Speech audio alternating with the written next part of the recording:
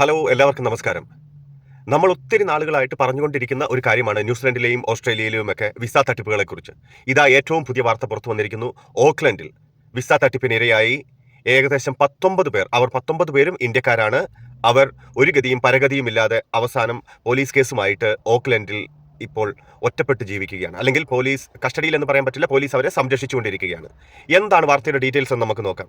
ഇവർ ഏകദേശം 12,000 മുതൽ 26,000 വരെ, അതായത് ഏകദേശം ഇന്ത്യൻ രൂപ ഏകദേശം 5 ലക്ഷം, 10 ലക്ഷം, 25 ലക്ഷം, അങ്ങനെ 30 ലക്ഷം രൂപ വരെ ചെലവാക്കിയാണ് ഈ 19 പേരും, പലരും പല എമൗണ്ട് കൊടുത്താണ് ഏജൻസികളാൽ പറ്റിക്കപ്പെട്ട് ഓക്ലൻഡിലെത്തിയത്. ഇവർ എത്തിയതിനു ശേഷം ഇവർക്ക് ഇവിടെ 1-2 റെസ്റ്റോറൻറ്റുകളിൽ ജോലിക്കായിട്ട് അവർ കയറി എന്ന് മാത്രമല്ല, കയറിയത് മാത്രമേ ഓർമ്മയുള്ളൂ. ഏകദേശം 17 മണിക്കൂർ ജോലിയാണ്, ശമ്പളമില്ല. കഴിഞ്ഞ 2 മാസക്കാലമായിട്ട് അവർക്ക് ശമ്പളമില്ല, താമസിക്കാൻ സ്ഥലമില്ല. അവരിൽ പലരും റോഡ് സൈഡിലും അടച്ചിട്ട കടമുറികളുടെ സൈഡിലും അതുപോലെ അണ്ടർഗ്രൗണ്ട് പാർക്കിങ്ങിലൊക്കെയാണ് അവർ താമസിച്ചുകൊണ്ടിരുന്നത്.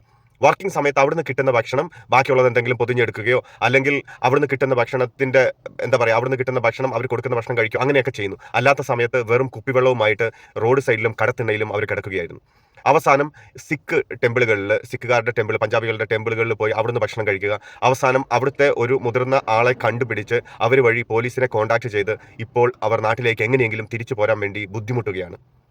ഇതാണ് വ്യാജ റിക്രൂട്ട്മെന്റ് ഏജൻസികൾ ചെയ്തുകൊണ്ടിരിക്കുന്നത്. നമ്മൾ ഒത്തിരി പ്രാവശ്യം ആൾക്കാരെ അപ്ഡേറ്റ് ചെയ്തതാണ്. ദയവ് ചെയ്ത് നേരായ മാർഗത്തിലല്ലാതെ പൈസ കൊടുത്ത് ഇങ്ങനെയുള്ള ഇടപാടുകളിൽ പോയി ചാടരുത്. ഇതൊക്കെ ഫ്രോഡാണ് എന്ന്. ഏറ്റവും വലിയ ഒരു തട്ടിപ്പ് നടക്കുന്നത് അക്രഡിറ്റഡ് എംപ്ലോയർ വർക്ക് വിസ എന്നും പറഞ്ഞാണ് ന്യൂസിലൻഡിൽ. അതുകൊണ്ട് ദയവായിട്ട് എല്ലാവരും ശ്രദ്ധിക്കുക.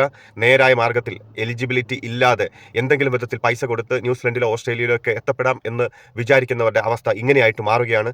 ദയവ് ചെയ്ത് ഇങ്ങനെയുള്ള ഫ്രോഡ് ഏജൻസികൾക്ക് പൈസ കൊടുക്കരുത്. 5 ലക്ഷവും 10 ലക്ഷവും ഒക്കെ പറയുന്നവർക്ക് പൈസ കൊടുക്കരുത്.